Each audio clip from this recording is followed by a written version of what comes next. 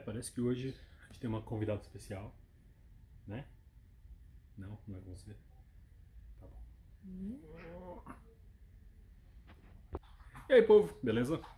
Vinícius Ferreira Arruda, Pior Varder. E hoje a gente vai falar sobre um tipo de faca aqui que é muito mais recente do que os tipos de faca que eu costumo comentar aqui no canal. Hoje a gente vai falar das Nesmuks. E eu começo com uma provocaçãozinha aqui. Nesmuk realmente existe?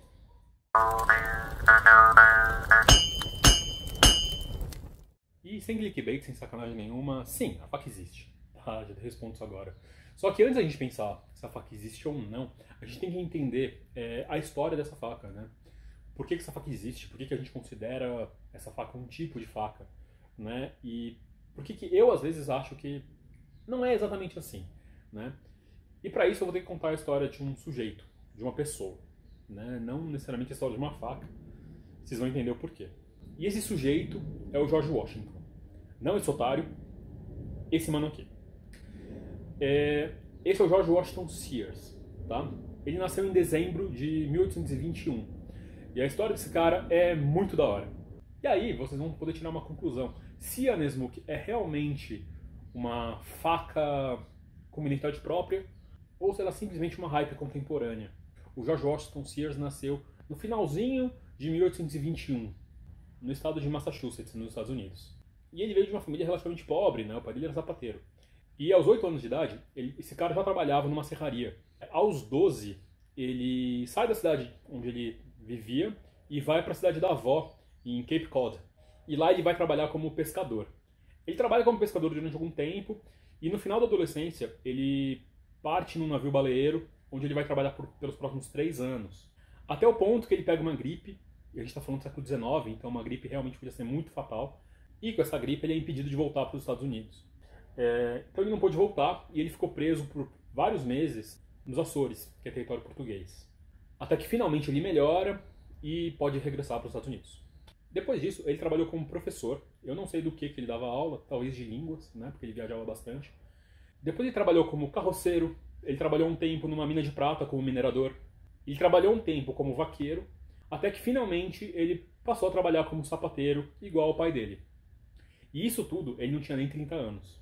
Daí, lá para 1850, quando ele tinha seus 30 e poucos anos, ele foi contratado por uma empresa ferroviária que estava construindo uma ferrovia no estado do Michigan, nos Estados Unidos, lá na divisa com o Canadá. E a profissão dele era basicamente ser caçador para essa empresa, né? Ele caçava os animais para providenciar carne para os trabalhadores dessa companhia. Era uma região bem inóspita, tá? Então você não tinha rebanhos por ali, né? Fazendeiros e tudo mais.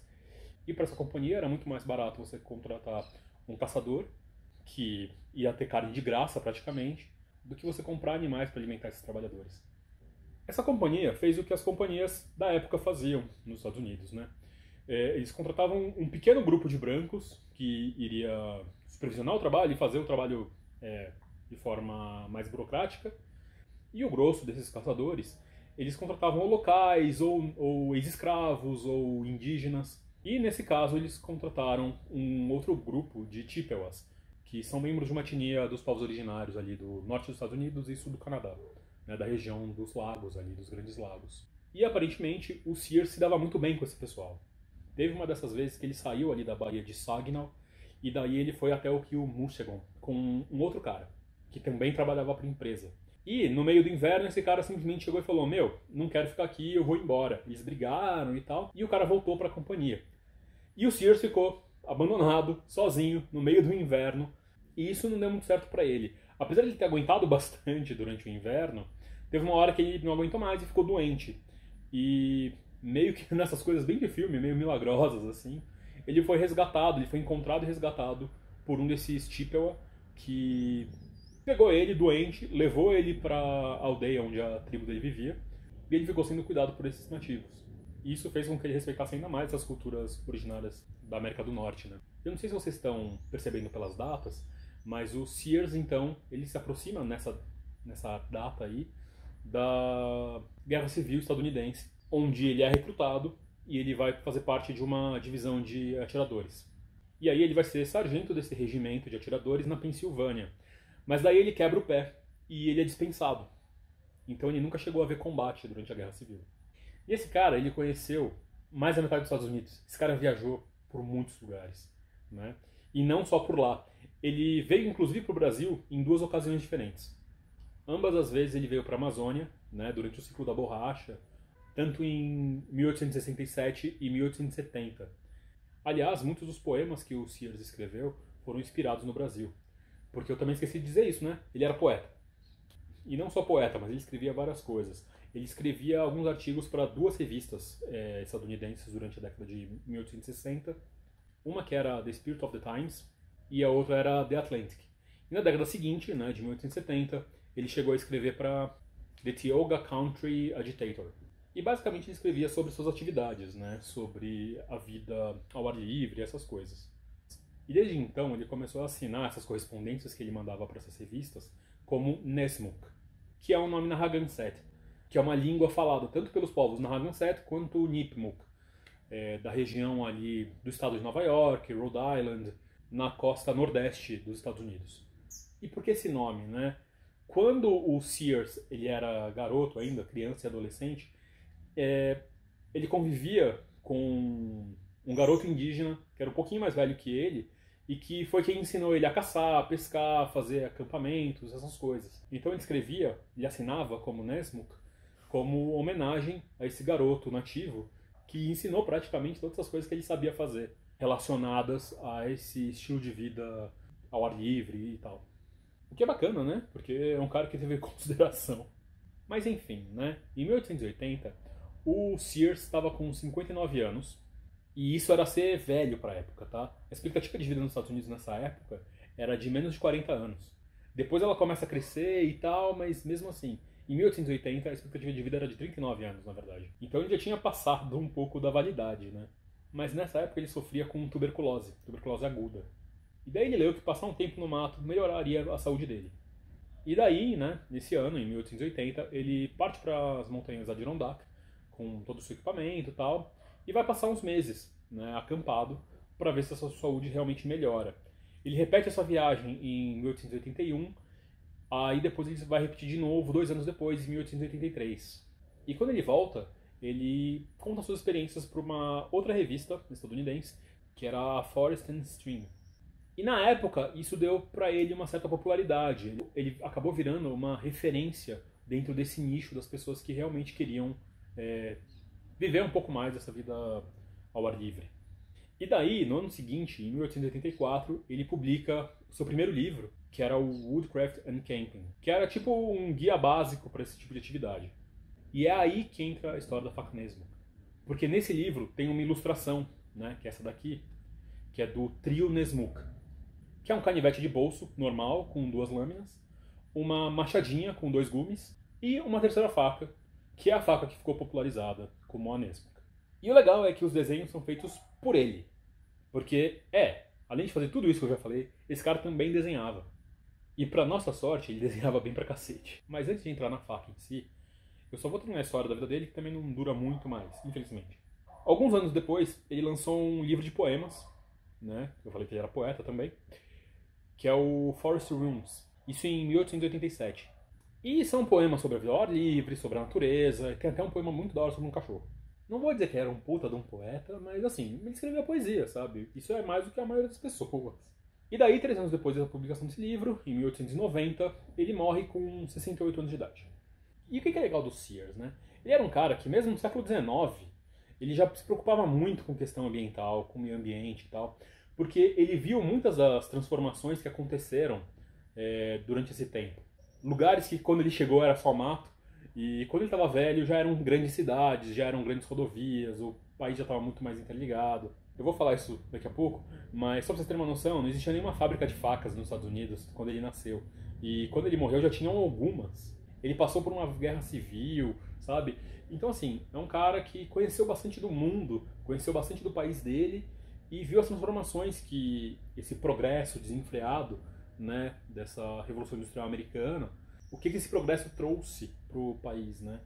Então ele ficava bastante preocupado em relação a isso e ele se preocupava bastante com o meio ambiente, né? Que no final foi uma coisa que aparentemente deu alguns anos de vida a mais para ele.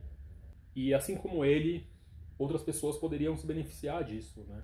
E assim, ele não era nem um defensor do meio ambiente desse ponto de vista bucólico do século XIX, sabe? É a natureza, a natureza. Porque isso também era um luxo das pessoas de grana da época, né? E a realidade é que o Sears foi um fudido na vida dele. Ele trabalhou em tantas profissões assim porque ele tinha que trabalhar. Não é porque ele queria. Né? Um cara começou a trabalhar com 8 anos de idade, que viajou o mundo inteiro trabalhando. Então é um cara que entendia que aquilo ali não era só uma paisagem para o final de semana, né? Mas era uma coisa que afetava a vida de milhares e milhares de pessoas, né? Mesmo porque ele também não podia se dar esse luxo de ser super bucólico e idealista, porque ele inclusive trabalhou para empresas que passaram trator em tudo para construir ferrovia. Mas assim, claro que se você for ler os textos dele, né, os poemas, tal, você vai achar que isso é tudo um pouco romantizado. Mas vamos lembrar que ele está escrevendo no século XIX, numa época que a maioria das pessoas eram analfabetas, e que se você esperava ser levado a sério na hora de fazer uma escrita, você tinha que escrever com determinadas regras de estilo, até, sabe? Então ele estava inserido nesse contexto, né? Não tinha como ser muito diferente. Mas é interessante de ver como que ele escrevia, não para, sei lá, a elite econômica estadunidense que queria passar um final de semana acampado para entender como que era a vida selvagem. Se você for ler os textos dele, você percebe que ele está escrevendo isso para o trabalhador comum. Inclusive essa ideia do trio Nesmuk, né, e do equipamento ultraleve tem muito a ver com isso, né? Porque é um tipo de equipamento que qualquer um poderia ter e construir. Inclusive, por um detalhe muito importante, que era a constituição física dele. Pensa só, quando ele foi acampar nessas montanhas Adirondack, ele já tinha quase 60 anos, ele tinha tuberculose e mais. Ele era um cara que tinha 1,5 m de altura e pesava 45 quilos. Qualquer um poderia usar esse tipo de equipamento ultraleve, esse setup que ele criou para a época, com um mínimo de eficiência. Né? Porque se ele conseguia, com as condições físicas dele, então qualquer um poderia. Isso moldou bastante do gosto dele. Né? Por exemplo, ele era um cara que detestava essas facas campeiras e tal, ou essas facas de luta, né? Como a Bowie, por exemplo. Ele é um cara que abertamente desgostava da Bowie e que falava, pô, pra que eu vou querer um facão pra rachar lenha se eu posso ter um machado, que é muito mais eficiente? E ele também é um cara que nunca pensou em usar uma faca para defesa pessoal e tal. Tudo bem, ele vive num contexto bem diferente do que o Bowie viveu, né? Meio século antes. Mas é um cara que sabia que se precisasse defender com uma faca, ele não teria a menor chance, pela constituição física dele. Tipo, não é Hollywood, sabe? O cara não era um ninja. Ele era só um cara comum. Mesmo na Guerra Civil, né? Ele nem chegou a lutar, porque ele quebrou o pé. E aí sempre vai ter alguém que vai falar assim, pô, mas e se você tá lá acampando e aparece um urso? Mano, na boa, olha essa foto do Sears de novo. Agora, olha esse desenho do Sears. Vocês estão vendo que ele tem uma espingarda, um rifle? Porque é isso, se aparecer um animal perigoso, você atira nele. Né? Isso se você não tentar se esconder antes. Porque mesmo atirar num animal perigoso, não é certeza de que o animal perigoso vai embora. Enfim, né? Sobre o trio Nesmuk, eu acho que não preciso falar muito da machadinha nem do canivete, né? Eu acho que é meio que o lugar comum. Porque você não cria lendas em torno disso. Mas vamos falar da faca Nesmuk, né? A faca que ficou conhecida como faca Nesmuk. A única imagem, única, né, que a gente tem dessa faca é esse desenho. E assim, não tem nenhuma menção dessa faca no período que ele estava vivo, nem um pouco depois e tal. Não tem nenhuma fotografia dessa faca que ele poderia usar. E mesmo no livro dele, não tem nenhuma menção direta, né, desse tipo de faca. Ou por que ele escolheu esse tipo de faca, esse modelo e não outro. As descrições são todas meio genéricas, assim. E daí, muitas vezes, a gente não sabe se ele está falando dessa faca, ou, por exemplo, do canivete. Ou de uma outra faca. Na real, a gente nem sabe se essa faca era assim mesmo, ou se ele simplesmente idealizou uma faca que ele gostava e deu uma melhorada no desenho. A gente sabe do Sears que ele gostava de facas e de lâminas, no geral, feitas sob medida. A própria machadinha dele, por exemplo, foi feita por um cara chamado Bushnell, que era um ferreiro que fazia instrumentos cirúrgicos, né, em Rochester, no estado de Nova York. Talvez a faca também tenha sido feita por ele, talvez tenha sido feita por outro cara. Irrelevante. A gente não tem essa informação. O que a gente pode imaginar é que foi uma faca feita para ele porque ele pediu. E aí começam as lendas, as suposições e tal. Tem gente que fala que ele pegou um tipo de um facão que era fabricado por uma marca chamada Old Hickory. E daí ele cortou para ficar menor e ficar melhor pro tamanho dele. E assim, realmente tem gente que faz isso hoje em dia com facões da Old Hickory e fica igualzinho. Mas a Old Hickory só começou a fabricar esse tipo de facão em 1889.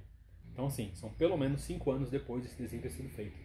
Uma outra sugestão que muita gente fala é que, na verdade, a Nessmuk é um estilo de faca de caça canadense, ou as tais facas de cinto canadense.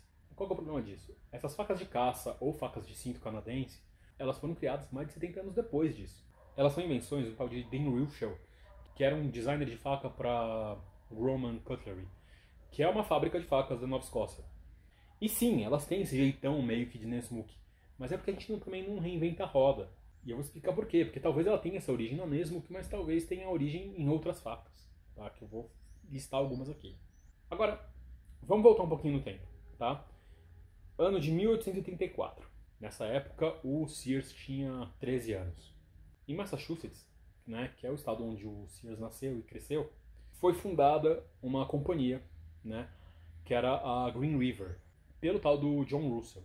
E assim, durante o século XIX, essa Green River, ela fabricou vários tipos de facas para vários usos diferentes.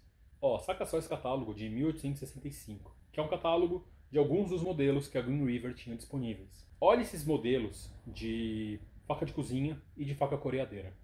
Vocês percebem o quanto que a Nessmuk é parecida com essas facas? E vamos lá, falando sobre a Green River. A Green River foi a primeira companhia, a primeira fábrica, né, de facas feitas nos Estados Unidos. Se pá até das Américas, eu não tenho certeza, mas eu acho que foi a primeira fábrica de facas feita desse lado do Atlântico. Antes disso, o que se tinha de facas, né, do lado de cá do mar, eram ou facas feitas artesanalmente por aqui, ou adaptadas e tal, né, a famosa gambiarra, ou eram facas inglesas, na grande maioria.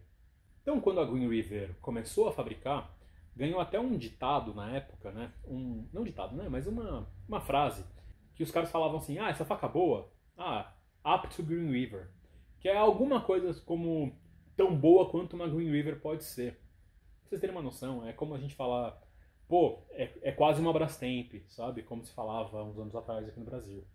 O que faz muito sentido, né? Porque a referência que a gente tinha de produto fabricado, de facas fabricadas do lado de cá, do oceano, era muito baixa, né? Porque essas facas inglesas que vinham pra cá, elas eram muitas vezes produtos de segunda linha. Então boa parte da produção decente, né, ficava na Inglaterra ou era vendida para a Europa, e os produtos mais baratos eram mandados para as Américas, né? Você ia ganhar na quantidade, porque não tinha opção.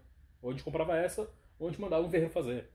Mas eu já volto nisso, inclusive falando um pouquinho do Brasil. Mas antes, deixa eu só voltar um pouquinho da história das facas que vinham da Inglaterra na América do Norte. Porque, ó, lá pelo século XVII ainda, né, começou um grande comércio de peles saindo da América do Norte e indo para as Europas. Especialmente peles canadenses. Você tem todo um contexto ali na Baía de Hudson, no Canadá, de uma indústria, bem entre aspas, né, não era uma fábrica, mas estou falando indústria no sentido de um grande empreendimento de muitas pessoas que eram caçadores, que coletavam peles, matavam animais, coletavam peles e vendiam para comerciantes tanto ingleses quanto franceses. E essas peles chegavam na Europa a preços altíssimos, né? O auge desse comércio de peles canadense, né, que tinha como seu centro a Baía de Hudson, no Canadá, foi pelo século XVIII.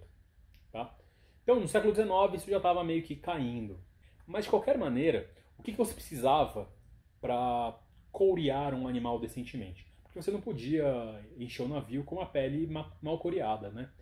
Porque quando os comerciantes vinham, eles escolhiam as melhores peles, e para isso você precisava de uma boa faca afiada, que não fosse furar a pele do animal e tal. Então eles escolhiam muito a dedo isso. O que as pessoas precisam para corear uma pele? Uma faca coreadeira decente. E aí você começa a desenvolver coreadeiras diferentes, né? As Skinners. As pessoas começam a desenvolver esse tipo de faca com preferências diferentes de acordo com a pessoa, inclusive de acordo com o animal caçado. Uma faca para corear um coelho não necessariamente vai ser a mesma faca para corear um urso. Por causa do tamanho do animal, você vai trabalhar com cuidados diferentes, vamos dizer assim. E olha essa faca agora. Essa é uma faca do século XVIII, de um tipo de faca que era comum ao redor da Baía de Hudson, e que também é de fabricação inglesa, né? Essa foi feita em Sheffield, na Inglaterra. E muitas outras facas parecidas também eram feitas e montadas em Sheffield, na Inglaterra. Às vezes elas eram feitas lá e mandadas para as Américas para serem montadas aqui. Mas a fabricação das lâminas era quase sempre de lá. E você percebe como que essa faca já lembra um pouco aqueles modelos das Green Rivers, e como ela lembra também um pouquinho essa curvinha na ponta, a própria Nessmuk. Então assim, faca coreadeira, sabe? Agora, sobre Sheffield, na Inglaterra, ela já era um grande centro de produção de aço e de lâminas no geral, desde o final da Idade Média. A partir do século XIV o pessoal já trabalhava com isso lá.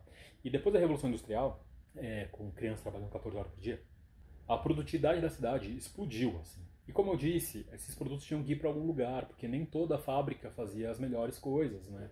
As melhores coisas eram para um melhor mercado. E as Américas não eram o melhor mercado. Elas eram um mercado que não tinha opção. Então, muitas das facas que vinham para as Américas eram feitas em Sheffield. Por que eu mencionei que o Brasil está incluso nessa? Porque a família real veio para o Brasil em 1808, né? Em 1810, o Dom João VI, ele assinou uns tratados comerciais com os ingleses, abrindo as pernas, né? Tem os tratados de comércio e navegação, os de aliança e amizade, e tem mais uma porrada. Mas só para vocês terem uma noção, isso é uma coisa que a gente até aprende na escola, né? Mas a gente não tem noção das implicações que isso trazia. Que assim, um barco português que atracava num porto brasileiro e para vender produtos, todos os produtos eram taxados em 16%, assim que chegavam. Depois desses tratados de 1810, produtos ingleses eram taxados em 15%. Né? Então, assim, os ingleses pagavam menos impostos para vender para os brasileiros do que os próprios portugueses. Então, assim, a gente consumia esse tipo de faca que era fabricado em Sheffield. A gente consumia aos rodos. Então, assim, o que dá para imaginar é que muitas dessas facas coreadeiras elas eram feitas na Inglaterra. Depois elas eram copiadas aqui, ou pelo menos editadas, né, customizadas, por ferreiros locais nas Américas, né, fosse na América do Norte, fosse na América do Sul, independente. E daí, conforme começaram a surgir fábricas que fabricavam facas, né, do lado de cá, do Atlântico, as pessoas começaram a comprar essas facas e mesmo assim, algumas pessoas ainda pediam para essas facas industriais feitas aqui serem editadas, né, uma terceira geração de facas, assim. E algumas pessoas ainda preferiam facas sob medida e pediam para os ferreiros fazerem facas sob medidas. Porque assim, eu não imagino alguém pelando um veado ou alguma coisa assim com canivete. Até dá, mas a chance é que você fure o couro antes de você conseguir corear ele inteiro. E a gente sabe que o Sears, ele caçava esse tipo de animal e coreava esse tipo de animal. Então é muito provável que ele tivesse uma coreadeira especializada à disposição dele quando ele fosse fazer essas viagens dele. Ainda mais porque ele gostava de caçar. Mas dá pra você usar uma Nesmuk pra você fazer battling, ou pra você, sei lá, cozinhar, ou pra você fazer o que for, né? Mesmo às vezes como um facãozinho, né? Porque ela tem, vou mostrar uma aqui, ela tem esse peso mais pra frente, né? Claro que dá, né? Uma faca serve para fazer muitas coisas. Quem me conhece sabe que eu detesto carambite, porque ela é uma faca muito limitada nos usos, mas ela é tão boa para cortar bucho quanto ela é para colher arroz. Então assim, facas servem para muitas coisas, não necessariamente uma coisa só, mesmo que ela seja uma faca super especializada para uma função. Por isso que eu não estou dizendo que se você tem uma Nesmuk e você não usa ela para pelar animais, você está usando ela errado. Não existe essa coisa de uso errado. Se a faca funciona, ponto. Agora, ela não foi pensada especificamente para isso. Enquanto eu realmente acho que a Nesmuk foi pensada especificamente como uma coreadeira.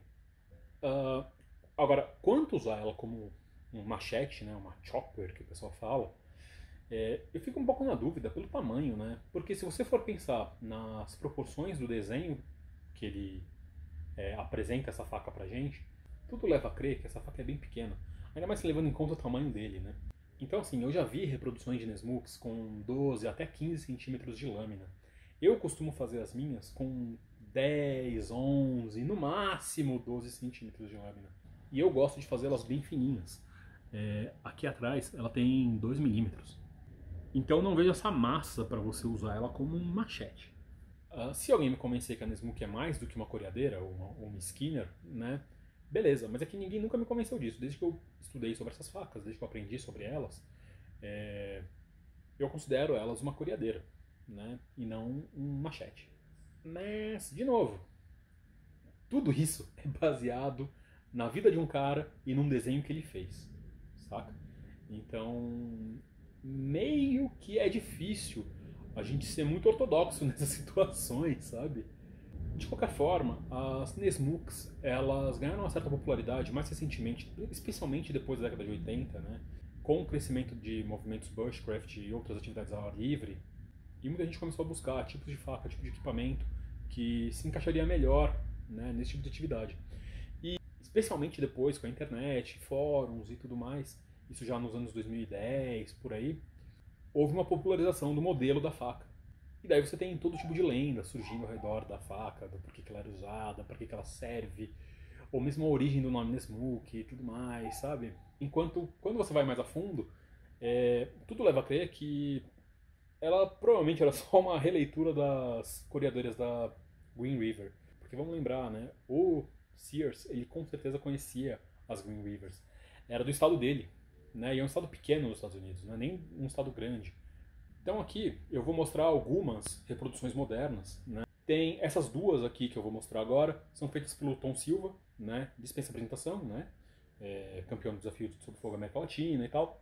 Uma, ela é mais classicona, nesse estilo de uma Nesmuk mesmo, só que ele colocou esse cabo de uma Sendero, né? Sendero, pra quem não sabe, é um tipo de faca criada pelo Jerry Fisk, que é um Master Smith americano, tesouro vivo, cara da 4. E essa outra, na verdade ela nem é uma Nesmuk, mas ela é uma faca inspirada nas Green Rivers. Então, olha a similaridade.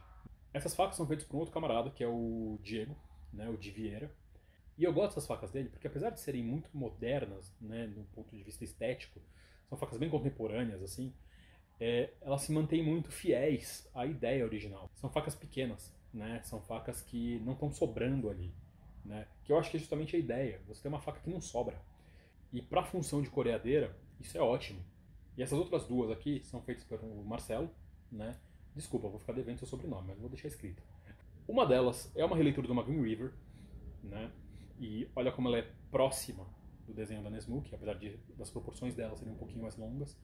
E essa aqui é uma outra que ele fez inspirada nas Nesmuks, mas ele fez uma Nesmuk um pouquinho mais longa, né? E eu achei isso bem legal, porque ela bebe muito mais dessas coreadeiras ou skinners que rodavam pelos Estados Unidos antes da própria Nesmuk. E essas são minhas. O que eu gosto de fazer quando eu vou fazer uma Nesmuk, né? Eu costumo imprimir um tamanho delas que eu acho legal. E eu costumo fazer de lote, assim. Então eu faço umas 3, 4. Eu forjo basicamente a parte de baixo delas, pensando no gume e na ponta. E eu costumo desbastar a parte de cima. Eu dou uma forjada mais ou menos, mas eu desbasto mais. Que é para ficar com um formato igualzinho do desenho. Justamente para não ser uma coreadeira genérica, né? Então eu quero fazer elas o mais iguais possível. Então aqui na mão dá pra ver que são umas faquinhas bem pequenininhas, né? Essa aqui, inclusive, eu fiquei muito feliz com a curvatura tá para um lado e a coroa tá para o outro, porque ela fica mais próxima do desenho da original, né? Imagino que o próprio Sears, né, com aquela mãozinha de saruê que ele tinha, ele achasse isso um pouco maior. Mas se você for olhar para as proporções do desenho, você vê que o cabo é bem pequenininho. E também é uma faca para você poder raspar o couro, né? Ela é mais larga aqui em cima, mesmo sendo pequena, curtinha, ela tem as mesmas proporções do desenho, né? E a gente consegue segurar para raspar, sabe? É uma faca que, como uma ferramenta para um peleiro, ela é muito versátil, né? Ela é bem útil. Então eu gosto de ir para esse lado. Inclusive eu gosto de fazer elas com acabamento bruto forjado, justamente para você não ter que se preocupar tanto com uma possível oxidação, né? Você está mexendo com um meio ali que pode tomar acidez diferente, sabe? Não é limpo, enfim, né? Então eu gosto de uma faca que você não tem que se preocupar em ficar manchada. Mas por tudo isso, eu acho que é meio bizarro a gente falar que existe uma Nesmuk tradicional ou alguma coisa assim, porque, né? É só uma coreadeira que segue uma tradição muito mais antiga do que elas, né? Não é como se ela tivesse iniciado uma tradição de facas. E assim, todas as facas, eu vou dar um argumento que é muito estúpido. É estúpido, é burro, tá? Um argumento burro. Mas nesse caso, e só nesse caso, ele faz sentido. Mas eu aviso que é um argumento burro e que para outros contextos esse argumento é burro e não serve, tá? É um argumento estúpido. Mas se a gente trouxesse o Sears para hoje e visse essas facas, ele iria identificar nelas o uso que ele dava para as facas dele. De repente ele se incomodasse com a ergonomia, de repente um cabo fosse um pouquinho mais grosso, mais fino, de repente a faca fosse um pouquinho mais pesada do que ele estava acostumado, tal. Porque de novo, mãozinha de saruê. Mas assim, ele iria reconhecer essas facas. Talvez uma estética mais limpa não fosse o que ele estava acostumado na época, talvez. Mas em termos de função, seria a mesma coisa. Agora, o que eu acho, né, que a gente tem que esperar de uma Nesmuk?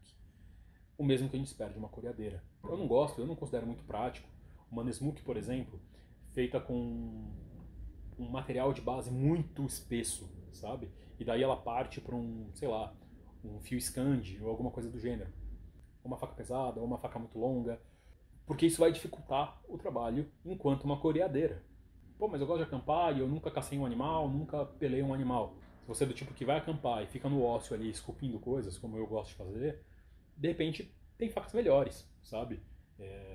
E tá tudo bem, né? Existe uma infinidade de facas por aí. A gente não precisa se prender em uma só. Eu, por exemplo, prefiro uma Puco. Inclusive, vai ter vídeo sobre Puco no futuro. E assim, como eu mostrei naquele catálogo da Green River de 1865, as próprias facas de cozinha, elas parecem um pouco, né, esse formato das coreadeiras. Então, se você gosta de acampar e gosta de fazer a comida no acampamento, de repente a Nesmuk seja uma faca boa para você também.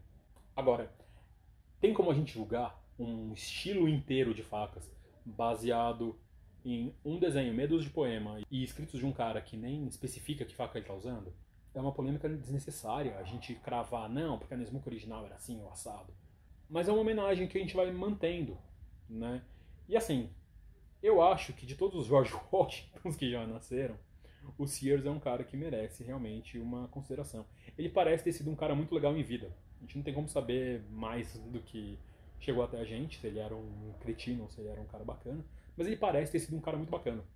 E de alguma forma a faca se destacou, né? Então, mesmo sendo praticamente um NFT, né? Porque a gente só tem a imagem dela e a gente não tem a faca real, eu acho que, tipo, é legal a gente falar faca Nesmuk. Por isso que eu acho que, assim, se a faca Nesmuk não existiu no contexto dela, hoje ela é bem real, né? É uma tradição bem real que a gente segue hoje em dia. E eu acho que é melhor a gente entender a história de quem foi o cara por trás dessa faca, do que a gente só reproduzir coisas sem saber, porque, tipo, é um modelo de faca X, Y, Z. E assim, para terminar esse vídeo, eu queria muito, muito mesmo agradecer a Camila e o Cadu, né? Que graças a eles que eu comecei a estudar sobre esse tipo de faca tal, faz alguns anos, porque eles queriam muito reproduzir uma delas aqui na minha oficina. E tem tudo a ver com eles, né? Porque são um casal de pessoas que são muito baixinhas, né? São muito pequenos os dois. Então é uma faca que realmente combina muito com o estilo de bushcraft que eles faziam. Em vários assuntos eles têm muito a ver com Sears, né? Em termos de preservação ambiental, de gostar de natureza num sentido mais pé no chão, né? Não tão idealizado e tal. São pessoas incríveis. Eu queria muito agradecer a eles a faísca que me fez acender essa chama, que fez eu gostar de uma faca dessas. Porque apesar de gostar de coisas medievais, espadas e tudo mais, essa foi uma faca que me fez estudar a vida de um cara que eu achei fantástico desde a primeira vez que eu vi. Ainda mais que é um cara que esteve no Brasil, é um cara que conhecia o mundo, sabe? Então é uma trajetória de vida legal de se conhecer. E eu devo isso a esses dois, porque senão eu acho que não teria ido atrás, né, de estudar e conhecer esse universo inteiro que é a vida do Sears. Mas enfim, né, esse foi o papo de hoje, eu espero que vocês tenham gostado e é nóis. Nós não entramos na floresta para embrutecer, mas para suavizar. George Washington Sears, 1821-1890.